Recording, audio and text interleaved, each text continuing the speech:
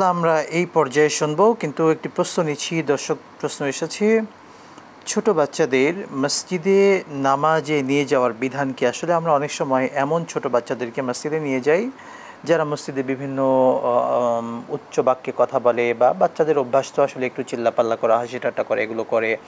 এর কারণে অনেক মুরব্বীরা যারা বয়স্ক আছেন মসজিদে, যারা কষ্ট পান, বা তারাও বাচ্চাদের সাথে খারাপ আচরণ করে, বকাঝকা করে। আসলে এই যে কালচারগুলো, এই কালচারের থেকে যদি বলতেন যে ছোট বাচ্চাদের কখন বা কী অবস্থায় মসজিদে নিয়ে যাওয়া যায়, বা তাদের মসজিদে নিয়ে যাওয়ার বিধানটা কি?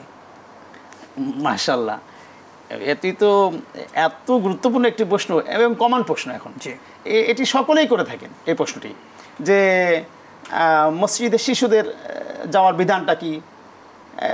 এটা তো আমরা রাসূল সাল্লাল্লাহু আলাইহি ওয়াসাল্লামের জীবনীতেই খুঁজে পাই। আপনি তো নিঃসন্দেহে জানেন যে রাসূল সাল্লাল্লাহু আলাইহি ওয়াসাল্লাম মসজিদে নববীতে ছোটো বাচ্চারা খেলা করতো, ছোটো বাচ্চারা সেখানে আনন্দ করতো। এমনকি হাসান হুসাইন রাসূল সাল্লাল্লাহু আলাইহি ওয়াসাল্লামের কাঁধে রাসূল সিজদা দিয়েছেন, তারা কাঁধে উঠে নাচতেছে। তো রাসূল সাল্লাল্লাহু আলাইহি ওয়াসাল্লাম সিজদা বিলম্বিত করতেছেন। আল্লাহ, তো এই তার কাছ থেকে তো এখানে ফাইনালি আমরা আদর্শ পেয়ে যাই। আসলে ছোট বাচ্চাদেরকে যদি মসজিদমুখী আমরা না করি, তাহলে এরা শিখবে কখন? আপনি বলুন যে তারা শিখবে কখন? আমরা সারা বাংলাদেশের বা সারা পৃথিবীর যারাই বাংলা ভাষাভাষীরা এই অনুষ্ঠানটা দেখছেন, আমি বিনীতভাবে অনুরোধ করব, আপনাদের শিশুদেরকে, বাচ্চাদেরকে মসজিদমুখী করেন। এটা তো শিশুকালেই তো অভ্যাসটা গড়ে উঠবে। মানে মানুষ, একটা বাচ্চা ছোটোদের থেকে যে অভ্যস্ত না হয়, তাহলে সে তো বড় হয়ে মসজিদে কখনো প্রবেশ করবে না।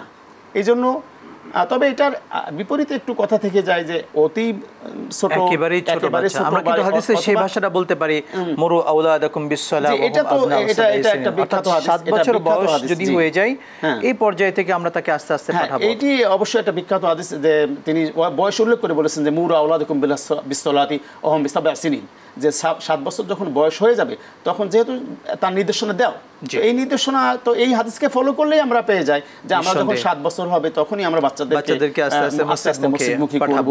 এবং তবে মসজিদে যারা প্রবেশ করবে তাদেরকে আমরা দুর্ব্যবহার করব না, কখনোই তাদেরকে মসজিদ থেকে বের হয়ে যাবে, তাদেরকে আরো উৎসাহিত করব মসজিদে আসার জন্য। অবশ্যই মসজিদে আসার জন্য চেষ্টা করব যতটুকু পারি।